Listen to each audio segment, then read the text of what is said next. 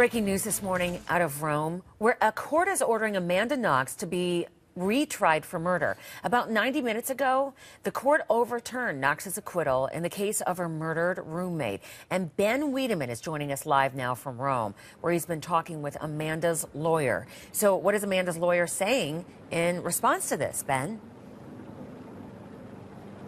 Yes, her lawyer, Carlo Della Vedova, said that she's obviously very upset by this ruling, but he said she's strong and that she's ready to fight. Now, she told him in a phone conversation just after the verdict came down that she's confused, that she doesn't really understand how the Italian justice system works, but then again, maybe many Italians don't understand it either, but she has confidence that in the end, justice will be served.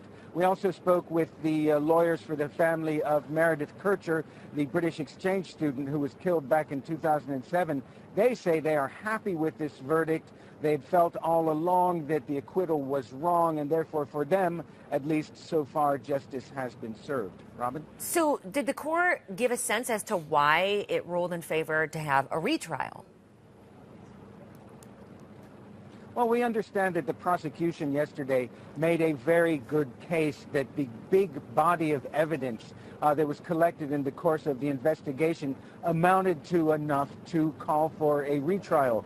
Their argument was that the defense in winning the acquittal back in October of 2011 had focused on mistakes, a botched police investigation, but that the body of evidence was enough to call for a retrial.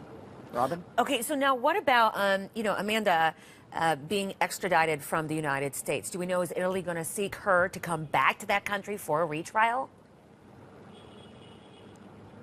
At this point, no. We understand that the judges in the Supreme Court have 90 days to publish the motivations for their decision to overturn the acquittal, after which the defense and the prosecution have 40 days to put forward their position. The wheels of the Italian justice system grind very slowly, so there may not be a trial until sometime early next year, and apparently she and Raffaele Sollecito, her former Italian boyfriend, don't have to be at the trial when it takes place in the beginning.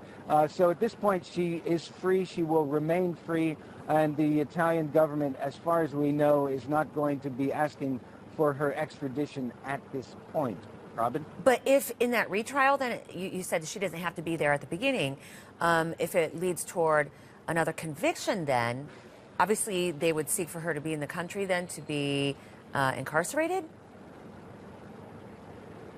Yes, eventually that will be the case. They will want her back in the country, but even though there's an extradition treaty between Italy and the United States, it's on a case-by-case basis. There's nothing that compels the United States to send a citizen back to Italy if they feel that, for instance, the trial was botched, that she will not get a fair trial. There have been instances in the past where American citizens who were found guilty of crimes in Italy have not been made to come back and serve time in this country. Robin? Really a different legal system for sure. Ben Wiedemann, appreciate your update live in Rome this morning.